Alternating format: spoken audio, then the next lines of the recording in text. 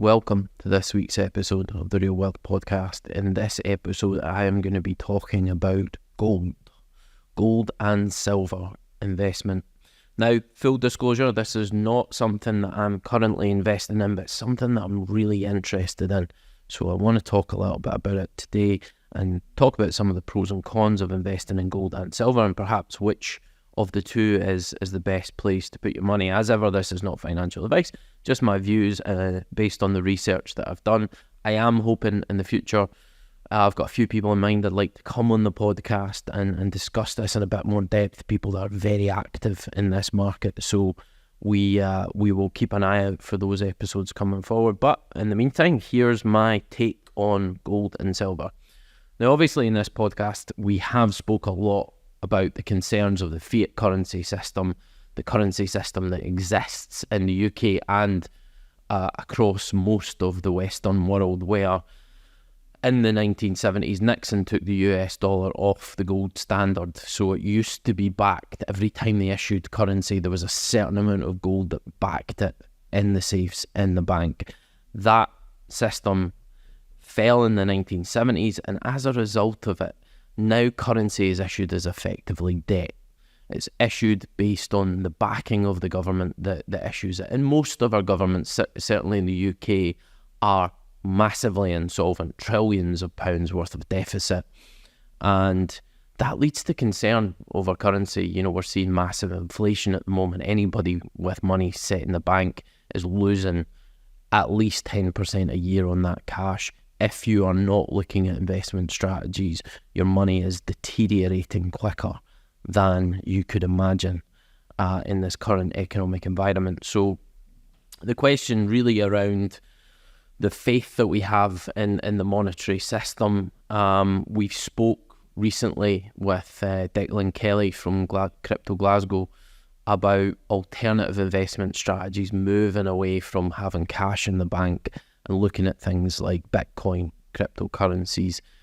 Gold and silver can be another alternative type of investment when you really don't have faith in the government and the cash system, and you're looking for somewhere that is backed by a tangible asset, ultimately an asset that is a limited resource, and that's a lot of how, as we spoke about in that last podcast, Bitcoin was structured on the basis of a gold type asset. The premise of Bitcoin was structured, albeit digitally, on the same concept of gold, that it has to be mined, that there is a limited volume of it, and ultimately in the long term that was deemed to be an effective way for a currency system to work.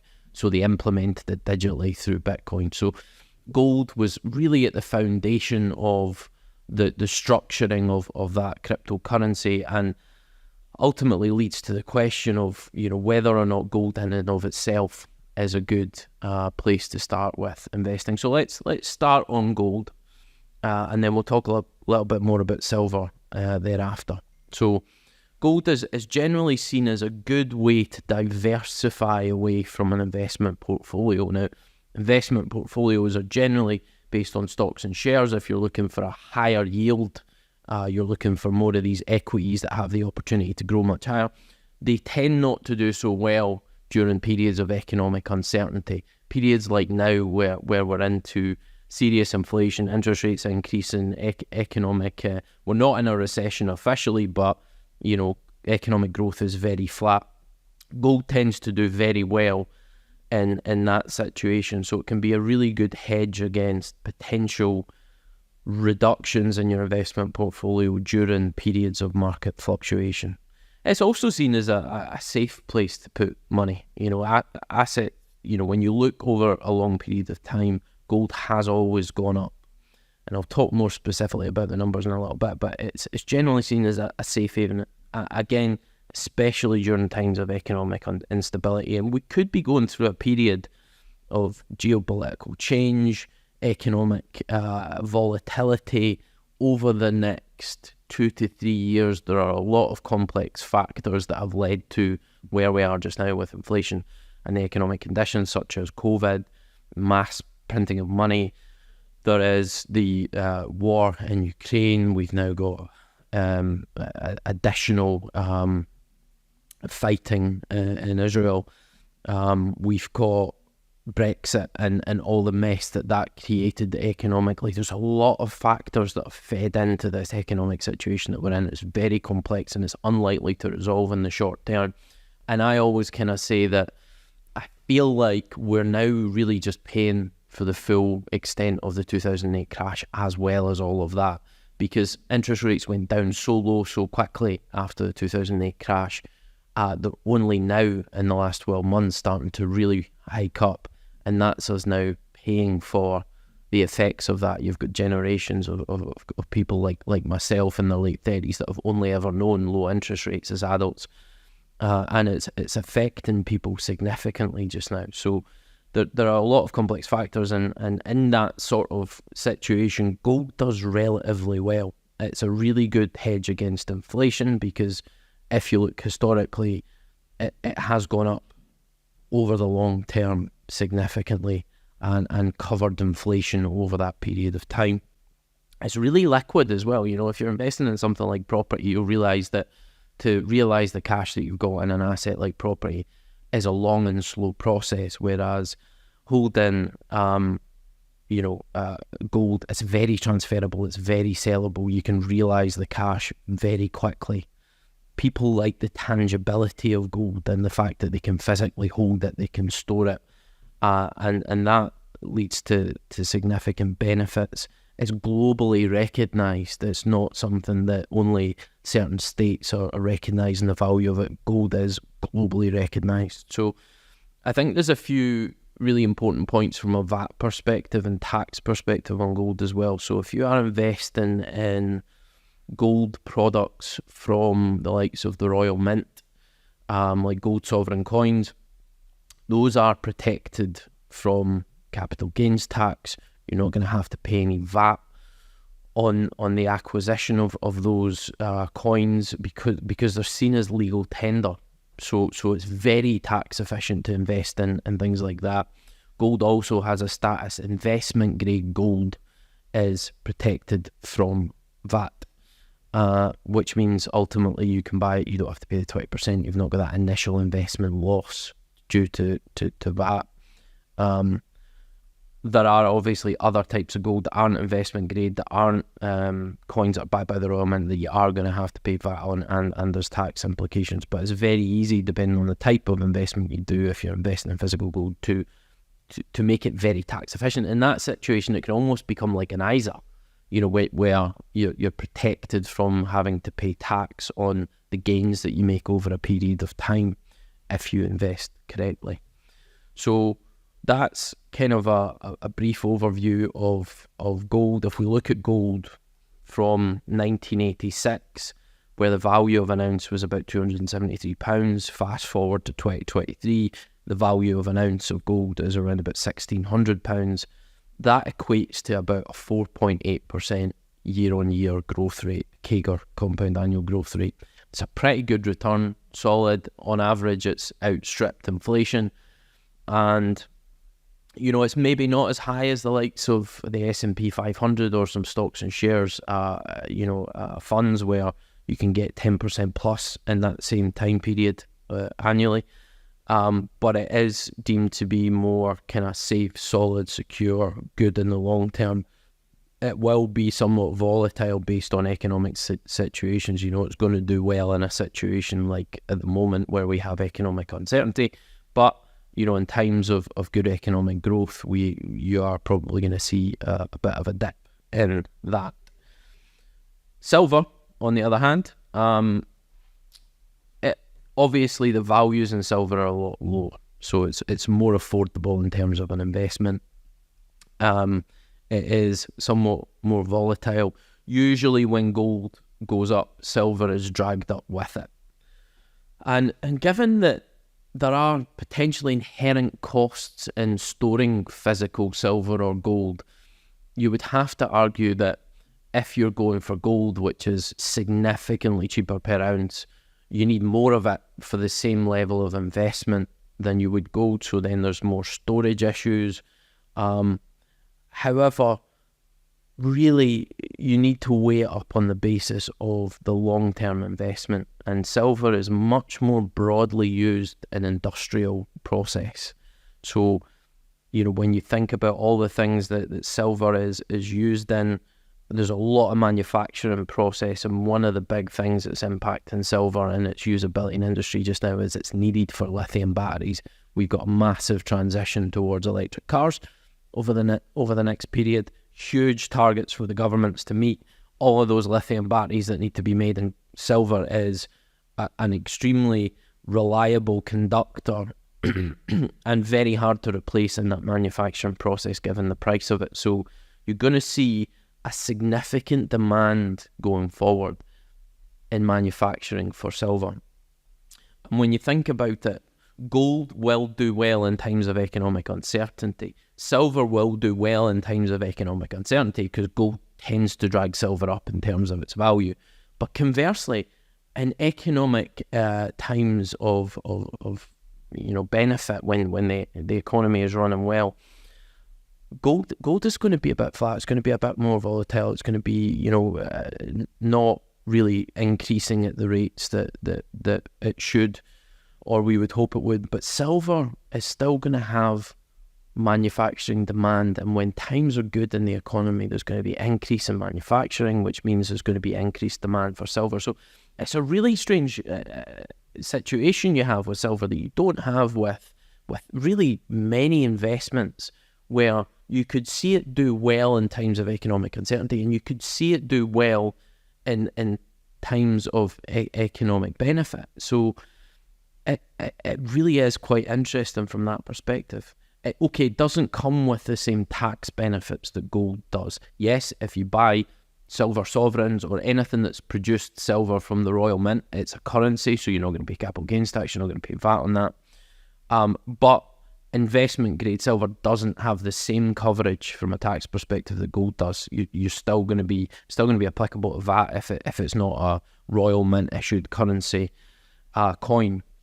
So the thing about that is that situation is still avoidable. There are companies that will store your silver for you, and there can be a lot of benefits to not storing yourself, whether you're holding physical gold or silver, because it's a higher insurance risk for your house. It's a higher safety risk for your family if you're holding it. It can be beneficial to leave it to a firm to store your physical gold or silver. And the added benefit to that is some of these storage companies have bonded vaults, where essentially, like when something's going through customs, a bonded area would mean that it's not technically imported into the UK, so it's exempt from VAT. And as long as you don't take it out of that vault, i.e. transfer it to your personal custody, then you don't have to pay that VAT. So even although silver does come with this VAT implication, you can avoid it through some of these storage companies that will put it in a bonded vault for you, albeit there will be some storage costs to consider in your overall investment and return. Silver is obviously a lot more affordable in terms of an investment simply because of the price. So if you look at the current price of silver, around about £19 an ounce, versus gold, which is $1,600 an ounce, it is easier to get in at a lower level of investment on silver. And I guess the argument could be, if I do have a significant amount to invest, why would I put it in silver? Because there's a larger volume of it for the same level of investment than gold, which just gives me a storage issue. It's a physical storage issue. And there are companies out there that can store it for you. But the big benefit of silver has to go back to the fact that in the long term going forward, there are much more industrial applications for silver. There's more likely to be industrial demand. It is a very good conductor, which for its price is very difficult to replace in the manufacturing, whether it be for medical supplies, whether it be for electronics, whether it be for lithium batteries and the massive upscale of electrical vehicles.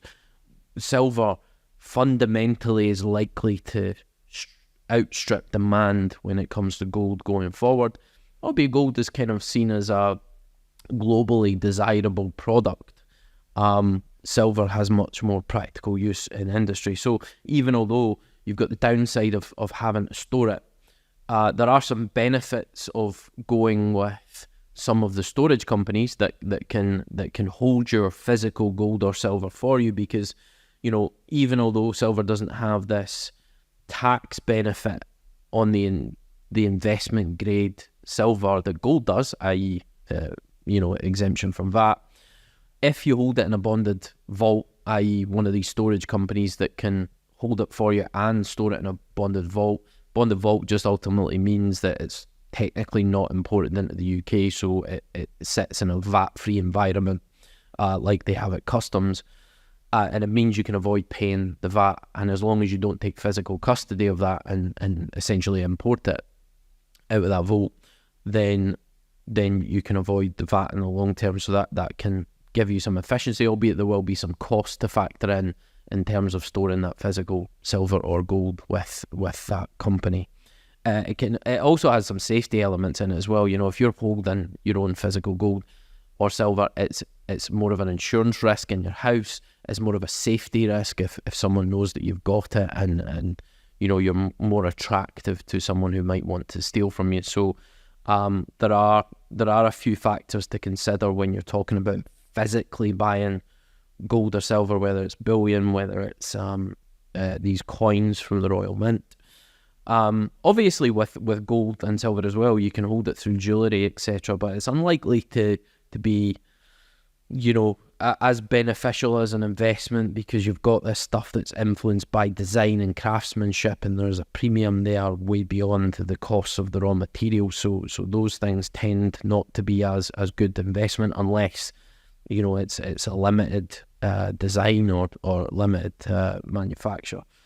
So those are a few things to consider when you're looking at silver or gold investments. For me, the fact that silver has the potential to go up during economic uncertainty and go up during economic growth, then that really does say to me that silver could do really well going forward in the future.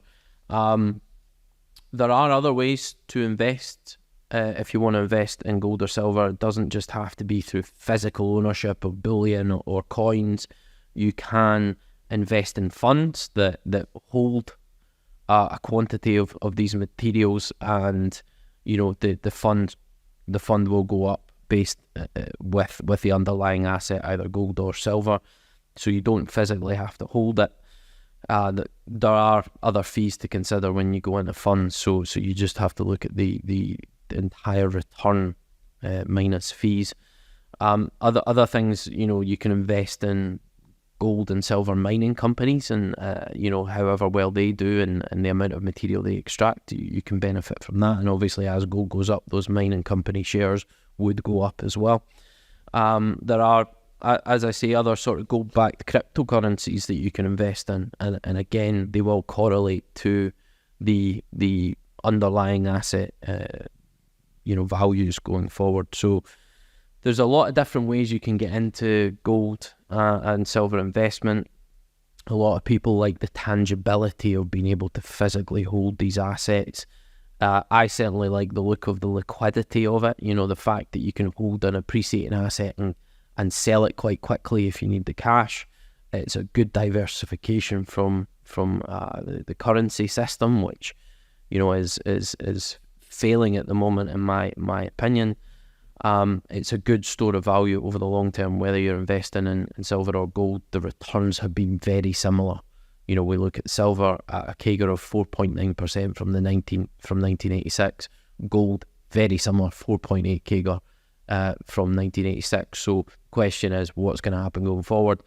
My expectation is that silver is likely to be better in the long run because of that industrial demand that it has.